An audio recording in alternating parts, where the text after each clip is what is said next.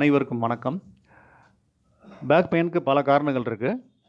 இன்றைக்கி வந்து அதிகம் அறியப்படாத ஒரு காஸ் பற்றி சொல்ல போகிறோம் லேடீஸ்க்கு. என்னென்னா, சில லேடீஸ் வந்து அவங்க வீட்டில் தான் ரெஸ்ட் ரூம் யூஸ் பண்ணுவாங்க. வெளியே எங்கேயும் போனாங்கன்னா அதை யூஸ் பண்ணுற பழக்கம் இல்லை. அதை விரும்ப மாட்டாங்க. நம்ம வீட்டில் மாதிரி க்ளீனாக இல்லை அப்படின்னு நினப்பாங்க. இது எப்படி பேக் பெயினுக்கு காரணமாக அமையுது அப்படின்றது பார்க்க போகிறோம். ஒரு கேஸ் ஹிஸ்ட்ரி சொல்கிறேன். ஒரு லேடி வந்து அவங்க பொண்ணோட ட்ரீட்மெண்ட்டுக்காக வந்தாங்க. அந்த பொண்ணு +1 படிச்சுட்டு இருந்தது. அவங்களுக்கு வந்து அந்த பொண்ணுக்கு பேக் பெயின். பல ஹாஸ்பிட்டலில் ட்ரீட்மெண்ட் எடுத்தாச்சு. எங்கேயுமே வந்து க்யூர் ஆகலை. எக்ஸ்ரே, ஸ்கேன் எல்லாமே நார்மலாக இருக்குது.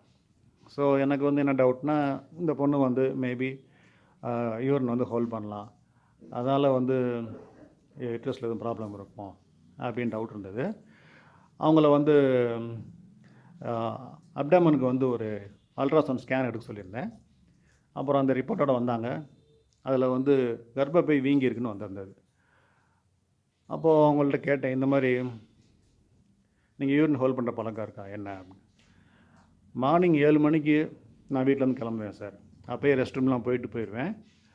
எங்கள் வீட்டில் இருக்கிற ரெஸ்ட் ரூம் மாதிரி ஸ்கூலில் இருக்காது. அதனால் நான் ஸ்கூலில் வந்து போக மாட்டேன். அடுத்து ஈவினிங் 5 o'clock வீட்டுக்கு வர வரைக்கும் நான் வந்து யூரின் ஹோல்ட் பண்ணுவேன்னு சொன்னாங்க. இப்போ இத்தனை மணி நேரம் வந்து யூரினை ஹோல்ட் பண்ணால் அது வந்து என்ன ஆகும்னா, உங்களுக்கு அந்த கர்ப்பப்பையை வந்து கம்ப்ரஸ் பண்ணிட்டே இருக்கும். கர்ப்பப்பை வந்து வீங்க ஆரம்பிச்சிடும். அப்போ கர்ப்பப்பை வீங்குச்சு அப்படின்னா, கர்ப்பப்பை சப்ளை பண்ணுற அதே என்ன தான் பேக்குக்கு சப்ளை பண்ணுது. அவங்களுக்கு பெயின் வந்து பேக்லேயும் வரும்.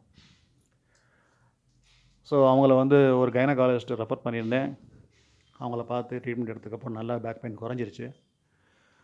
ஸோ நாம் வந்து ரெஸ்ட் ரூம் வந்து ரெகுலராக யூஸ் பண்ணணும்.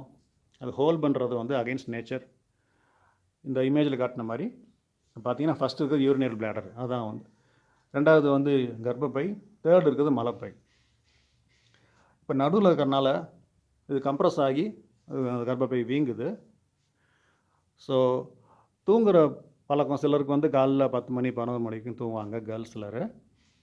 இப்போ நைட்டு வந்து 10 மணிக்கு படுக்கிறாங்கன்னா கண்டினியூஸாக 12 hours வந்து யூரினை ஹோல்ட் பண்ணுற மாதிரி ஆகிடுது. அப்போயும் இந்த மாதிரி இஷ்யூ வர சான்ஸ் இருக்குது.